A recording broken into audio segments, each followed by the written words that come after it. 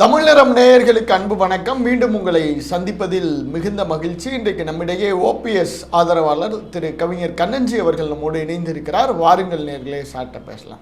வணக்கம் சார். வணக்கம். தமிழ் நிறம் நேயர்களுக்கு வணக்கம் சார். கடந்த ஒரு வார காலமாக டெல்லியை நோக்கி மையமிட்டு இருக்கிற அதிமுக, உங்களுடைய முதற்கட்ட பார்வை சார்? டெல்லி ஆட்சிக்கும் தலைமையிடம், நம் நாட்டிற்கும் தலைமையகம். அதனால டெல்லி தயவு அதிமுகவுக்கு மட்டுமல்ல, எல்லோருக்குமே தேவைப்படுகிறது. திமுகவுமே டெல்லி தயவை நாடத்தான் செய்கிறது. அதனால டெல்லியில் அதிமுக மையம் கொண்டிருப்பதில் ஆச்சரியமோ அதிசயமோ ஒன்றும் இல்லை. கண்டிப்பா சார். இப்ப டெல்லியில முதல்ல எடப்பாடி பழனிசாமி அவரு ஒரு 3 காரு மாறியெல்லாம் போனாரு அப்படிங்கிற மாதிரியான செய்திகள்லாம் கிடைச்சிச்சு. அதற்கு பிறகாக செங்கோட்டையன் அவர்களும் சென்று மத்திய நிதித்துறை அமைச்சரை பார்த்திருக்கிறார் அப்படின்னு சொல்றாங்க. தொடர்ந்து என்னதான் சார் நடக்குது? இப்ப பழனிசாமி டெல்லி சென்றதை பார்க்கும்போது ஒரு மாதிரி திகில் படம் பார்த்த மாதிரியே இருந்துச்சு. ஏன் சார்? ஒரு எதிர்கட்சி தலைவர்கள் ஒரு உள்துறை அமைச்சரை, மத்திய உள்துறை அமைச்சரை சந்திக்க போறாரு.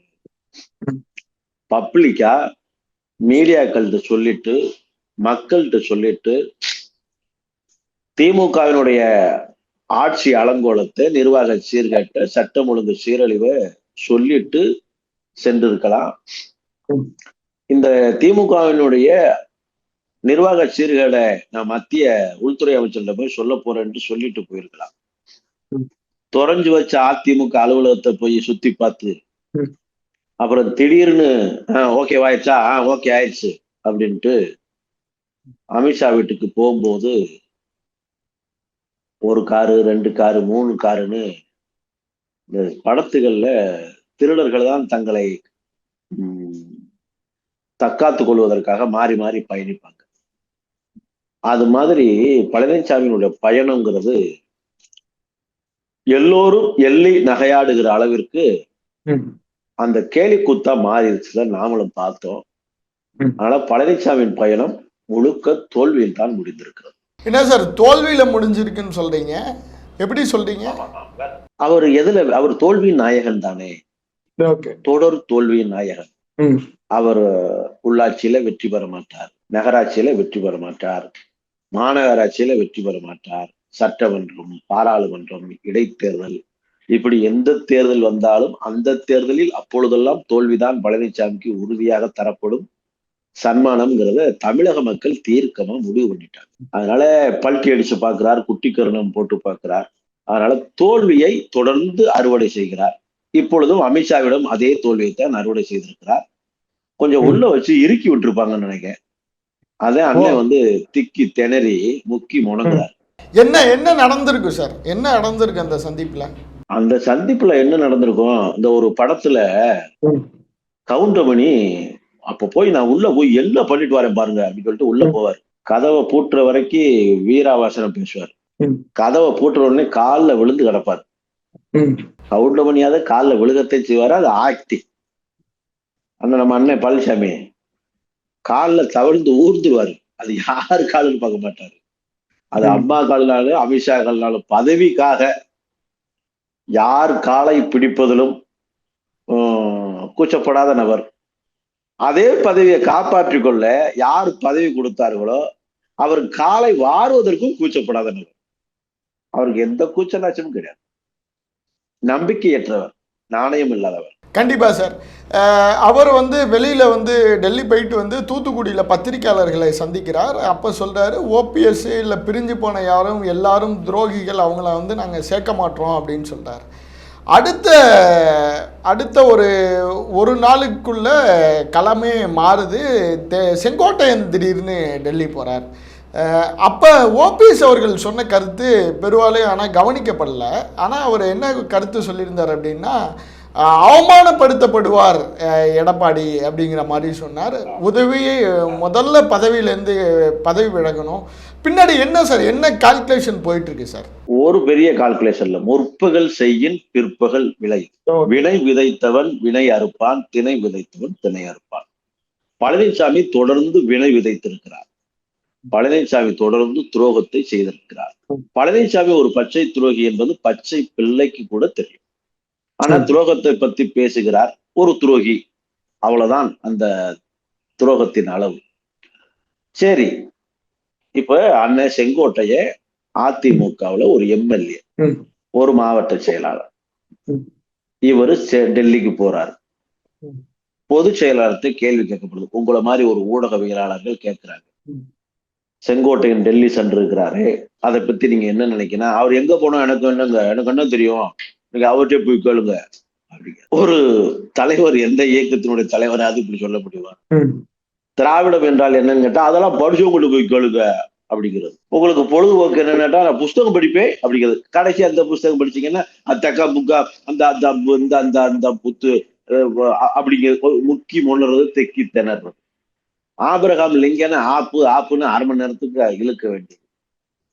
இப்படி ஒரு தலைவர் அதிமுகவுக்கு தலைமையேற்று அவர் தலைமையின் கீழ் இப்பொழுது யாருமே இல்லை. செங்கோட்டையன் பழனிசாமி பேச்சை கேட்கிறாரா? நம்ம அண்ணன் சிந்து புகழ் ஜெயக்குமார் மவுண்ட் ரோடு வழி மெயின் ரோடு புகழ், அவரு பழனிசாமி பேச்சை கேட்கிறாரா? வேலுமணி தங்கமணி பழனிசாமி பேச்சை கேட்கிறாங்களா? யாரும் யாரு பேச்சையும் கேட்கறது இல்லை. இராணுவ கட்டுப்பாடோடு இருந்த இயக்கம் இன்றைக்கு கட்டவிழ்த்து விடப்பட்ட நெல்லிக்காய் மூட்டைக்குள் சிதறிவிட்டது. காரணம் என்ன? பழனிசாமியினுடைய தற்கூரித்தனமான தலைமைக்கு சிறிதும் தகுதியற்ற ஒரு நபராக இருப்பதனால்தான் அதிமுக சிக்குண்டு சிதைந்து சின்னாபின்னமாய் கொண்டிருக்கிறது. இதையெல்லாம் காப்பாற்ற வேண்டிய கடமை செங்கோட்டையனுக்கு இருக்கும், ஒவ்வொரு தொண்டனுக்கும் இருக்கிறது. அண்ணன் செங்கோட்டையன் மாத்திரமல்ல, ஐயா ஓபிஎஸ் மாத்திரமல்ல, சசிகலா தினகரன் மாத்திரமல்ல, இந்த அதிமுகங்கிற இயக்கத்தை, புரட்சி தலைவர் உருவாக்கிய இந்த கழகத்தை, புரட்சி தலைவி போற்றி வளர்த்த ஏழைகள் இயக்கத்தை காக்க வேண்டியது ஒவ்வொரு அதிமுக தொண்டனுடைய கடமை. அவர்கள் வளர்த்ததை, அவர்கள் உருவாக்கியதை பழனிசாமி சிதைக்கிறார், சின்னாபின்னப்படுத்துகிறார். அப்ப பழனிசாமியை அப்புறப்படுத்துவதற்கு என்ன வேலை? நீ எந்த வழியில வந்த ராஜா? எந்த வழியில வந்த? அம்மையார் சசிகலா காலில் தவறுந்து ஊர்ந்துட்டு இந்த சசிகலாவுக்கு இந்த இயக்கத்துக்கு என்ன கேள்வின்னு கேட்கறது, இவங்களுக்கு இந்த இயக்கத்துக்கு என்ன சம்பந்தம்னு தோண்டிது. அப்புறம் சசிகலா யாருன்னு தோண்டிது. இதையெல்லாம் யாராவது ரசிக்க முடியுமா? சசிகலாவை பிடிக்காத எதிரியா கூட இருக்கட்டும், பழனிசாமி பேச்ச ரசிக்க முடியுமா? சார், உதயகுமார் சொல்றாரு தமிழ்நாட்டினுடைய இரும்பு மனிதரை இந்தியாவினுடைய இரும்பு மனிதர் சந்திச்சிருக்கிறார் அப்படின்னு சொல்றாரு. துரும்பையும் தூசியையும் இரும்புன்னு சொன்னா நாம எப்படி ஒத்துக்கிறது? கேப்பையில நெய் வடியுதுன்னா சொல்றவனுக்கு ஈஸி, கேட்கிற நாம தான் கவனமா இருக்கணும், கேனைனா இருக்கக்கூடாது. உதயகுமார் மாதிரி ஒரு ஊத்த வாயனை, ஒரு உளறு வாயனை நீங்க பார்த்துருக்கீங்களா டேனியல்? ஒரு ஒரு ரிப்போர்ட்டரா அவன மாதிரி ஒரு ஒரு ஜந்து, விஷ ஜந்து மாதிரி ஒரு அருவருக்கத்தக்க மாதிரி ஒரு முகம். சரி, முகம் எப்பயாவது இருந்துட்டு போகுது சார். உருவக்கேள்வி எல்லாம் வேணாம் சார், வேணாம். சரி, உருவக்கேள்வி வேண்டாம், அது உருவக்கேள்வி வேண்டாம். சரி, உன் பேச்சு, அவர் கருத்துக்கு பதில் சொல்லுங்க சார், அவர் கருத்துக்கு பதில் சொல்லுங்க. உருவக்கேள்வி பண்ற அளவுக்கு கூட அந்த உருவமா இல்ல, அதை விட்டுருவான். அந்த கருத்து என்ன கருத்து? நீ என்னைக்காவது நல்ல பேச்சு பேசிருக்கியா? இதை புரட்சி தலைவி அம்மா இருந்த எடுக்கும் இடம் கோயிலுங்க வேண்டியது. அந்த இடத்துல செருப்பை போட மாட்டேங்க, நாடகத்தை நடிக்க வேண்டியது. நீ ஒருத்தர் MSW கிராஜுவேட், ஒரு போஸ்ட் கிராஜுவேட், கொஞ்சமாவது காமன் சென்ஸ் வேண்டாம், அறிவு வேண்டாம்? கோயில்னு சொல்லி செருப்பு போடாம இருக்கிறது, ஏமாத்துறது, பிராடு பண்றது.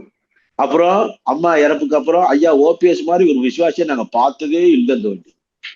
அப்புறம் அவரையே தூத்த வேண்டியது. சசிகலா மாதிரி ஒரு சாதனை பெண்மணி உலகத்திலே இல்லைன்னு சொல்ல வேண்டியது. அப்புறம் அவங்களை மண்ணெல்லி போட வேண்டியது. தினகரன் போல் ஆற்றல் மிகுந்த தலைவன் யாரும் இல்லைங்க வேண்டியது. அப்புறம் தினகரனுக்கு இந்த இயக்கத்துக்கு என்ன சம்பந்தம் கேட்கிறது? இப்ப பழனிசாமிய வாய் வச்சிருக்காரு உதயகுமார்.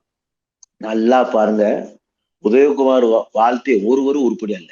அது ஒரு அது ஒரு அந்த நம்ம இதுக்கும் ஒரு படம் தான் ஞாபகத்துக்கு வருது. நைட்டு பகலெல்லாம் நல்லா இருக்கேடா, இரவுல மட்டும் இப்படி நாரவாயா ஆயிருதேடாங்கிற மாதிரி உதயகுமார் வாய் வந்து ஒரு நாரவாய். அது வாய் வச்ச இடம் ஒண்ணு கூட உருப்படியாங்க. இப்ப இப்ப இப்ப இப்ப இப்ப பாருங்க, பழனிசாமி பாலா போகிறதுக்கு உதயகுமார் வாய் தான் காரணமா இருக்க போகுது. நிச்சயம் பழனிசாமி பாலா போறார். அது உதயகுமார் அந்த அசிரீரி மாதிரி அடிச்சு சொல்லிட்டாரு. அவ்வளவுதான் சார். இப்ப செங்கோட்டையனை வைத்து வந்து எடப்பாடியை ஹோல்ட் பண்றதுக்காக பாஜக அந்த மாதிரியான ஒரு சதி திட்டத்தை அம்பலப்படுத்துறாங்களா? என்னதான் சார் நடக்குது? என்ன அதிமுக போயிட்டு இருக்கு? அதாவது டேனியல், ஒரு இயக்கம், ஒரு இயக்கத்தினுடைய முகமா இருக்கிறவங்க அண்ணன் செங்கோட்டையனோ, ஐயா ஓபிஎஸோ, சசிகலாவோ, இன்னும் நிறைய மூத்தவர்கள் முன்னோர்கள் எல்லாம் அதிமுகவின் முகங்கள்.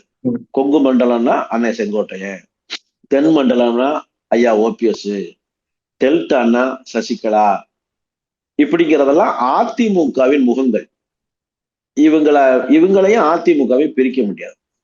ஆனா அந்த முகங்களை, அந்த அடையாளத்தை சிதைக்கிறதுக்கான வேலையை பழனிசாமி செய்யறார். அதைத்தான் சொன்னேன், முற்பகல் செய்யும் பிற்பகல் விளையும். என்னன்றி கொண்டார்க்கும் உய்வுண்டாம், உய்வில்லை செய் நன்றி கொண்ட மகனுக்கு. பழனிசாமி நன்றி மறந்தவர், நன்றி என்ற சொல்லையும் துறந்தவர். அதனால அவர் எதை செய்தாலும் அது ரிட்டர்ன் ஆகும். இதுதானே இயல்பு. எல்லாருக்கும் துரோகத்தை செய்யணும்னு நினைச்சார் பழனிசாமி. சார், திரு ஓபிஎஸ் திருமதி சசிகலா அவங்க கூட எல்லாம் செங்கோட்டையன் தொடர்புல தான் இருக்கிறார், ஒருங்கிணைப்புக்கான வேலைகள்லாம் போயிட்டு இருக்கு அப்படின்னு சொல்றாங்களே, அது உண்மையா? அதிமுகவின் தீய சக்தி தான் புரட்சி தலைவரும் புரட்சி தலைவர் சொன்னவர். ஆனா அதிமுகவின் அழிவு சக்தியா திமுகவோ கருணாநிதியோ இருந்ததில்லை. அவங்களால அதிமுக அழிஞ்சு போறதில்லை, அவங்களால அதிமுக ஸ்ட்ராங்கா தாச்சு. ஆனா அதிமுகவுக்கு உள்ளேயே இருந்து, கூடையே இருந்து குழிபறிப்பது, உண்ட வீட்டுக்கு ரெண்டகம் செய்வது, வீட்டுக்குள்ளேயே இருக்கிற கரையான் எப்படி நம்ம வீட்டுல இருக்கிற செவரையோ கட்டைகளையோ தடிகளையோ சரிச்சுருமோ சிதைச்சுருமோ, அதே வேலையை பழனிசாமி கூட இருந்தே குழிபறிக்கிறார். இந்த அதிமுகவை அழிக்கிறார். அதனால அதிமுகவின் அழிவு சக்தியா இருக்கக்கூடிய பழனிசாமியை அப்புறப்படுத்துவதற்கான வேலை நடக்க ஆரம்பிச்சிருச்சு, நடந்துகிட்டு இருக்கு. நிச்சயம் அது நிறைவேறும். இன்னும் ஓரிரு வாரங்களில் பழனிசாமி இல்லாத அதிமுக நிச்சயம் உருவாகும். அதுக்கப்புறம் ஆடிய ஆட்டம் என்ன, தேடிய செல்வம் என்ன அப்படின்னு பாட்டை போட்டுக்கிட்டு பழனிசாமி எங்கேயாவது படுத்து கிடக்க வேண்டியதான். இப்ப அந்த அதிமுகவுக்கு, எடப்பாடி இல்லாத அதிமுகவிற்கு செங்கோட்டையன் தலைமை ஏற்பார் அப்படின்னு சொல்றாரு, சொல்லப்படுது. உங்களுடைய பார்வையில் ஓபிஎஸ் தானே தலைமை ஏற்கணும்னு சொல்லுவீங்க, செங்கோட்டையனை வரவேற்பீங்களா? அதாவது ஐயா ஓபிஎஸ் வந்து எப்பயுமே எந்த தியாகத்துக்கும் நான் தயாருன்னு சொல்லியிருக்கிறார். அது போக எந்த பதவியும் அவர் எனக்கு இந்த பதவியை கொடுங்கன்னு யார்கிட்டையும் கேட்டது கிடையாது. அவருடைய விசுவாசத்திற்கும் அவருடைய உழைப்புக்கும் அம்மா கொடுத்த மரியாதை அமைச்சர், எம்எல்ஏ, ஏன் முதலமைச்சரே கொடுத்தாங்க. இந்த முதலமைச்சர் ஆகுவதற்கோ அமைச்சர் ஆகுவதற்கோ பழனிசாமி போல ஊர்ந்து தவழ்ந்து அந்த வேலையெல்லாம் அவர் செய்யல. 3 முறை முதலமைச்சராக்கப்பட்டார். ஒரு முறை கூட அவர் என்னை முதலமைச்சராக்குங்கன்னு முயற்சி பண்ணல, யார்கிட்டையும் கேட்கல. இன்றைக்கும் அதிமுக இணையணும், ஒன்றாக இருக்கணும், நன்றாக செயல்படணுங்கிறதுக்காக நான் எந்த தியாகத்தையும் செய்வதற்கு தயார் தான் சொல்றேன். அதனால ஐயா ஏத்துக்கிட்டாருன்னா, சசிகலா ஏத்துக்கிட்டாங்கன்னா, அதிமுகவில் இருக்க தொண்டர்கள் அனைவருமே ஏத்துக்கிட்டாங்கன்னா ஆட்சேபனை இல்லை. பழனிசாமி தான் இருக்கக்கூடாது. ஆனா அதிமுகவை அழிவு பாதை நோக்கி செலுத்தி கொண்டிருக்கிற அழிவு சக்தி பழனிசாமி இருக்கக்கூடாதுங்கிறத எங்க நோக்கம். பழனிசாமி இருந்தாருன்னா அதிமுகவுக்கு மட்டும் நல்லதில்லை, பிஜேபி கூட்டணிக்கும் அது கேடு விளைவிக்கும், அதிமுகவிற்கும் அழிவை ஏற்படுத்தும். மீண்டும் அதிமுக ஆட்சிக்கே வர முடியாது. ஏன்னா பழனிசாமி முகத்தை காட்டி ஓட்டு வாங்க முடியாது. மக்கள் யாரும் விரும்பல, யாருமே ஏத்துக்கல, தொண்டர் தலைவராக ஏத்துக்கல, மக்கள் தனக்கான முதல்வராகவும் ஏத்துக்கல.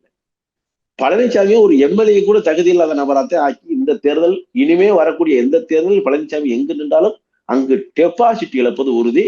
மக்கள் அவ்வளவு கோபத்துல இருக்கிறாங்க. அதனாலதான் சொல்றோம், பழனிசாமி இல்லாத இயக்கம் உருவாக்கி அதை எல்லோரும் ஏற்றுக்கொள்ளக்கூடிய ஒரு தலைவரை தேர்ந்தெடுத்து அந்த தலைமையின் கீழ் இயங்குவதற்கு அதிமுக தயாராகவே இருக்கிறது. இப்ப எடப்பாடி இல்லாத அதிமுக தேசிய ஜனநாயக கூட்டணியினுடைய முதல்வர் வேட்பாளரா திரு செங்கோட்டையன் அப்படிங்கிற மாதிரியான சொல்லாடல்கள்லாம் வந்துகிட்டு இருக்கு.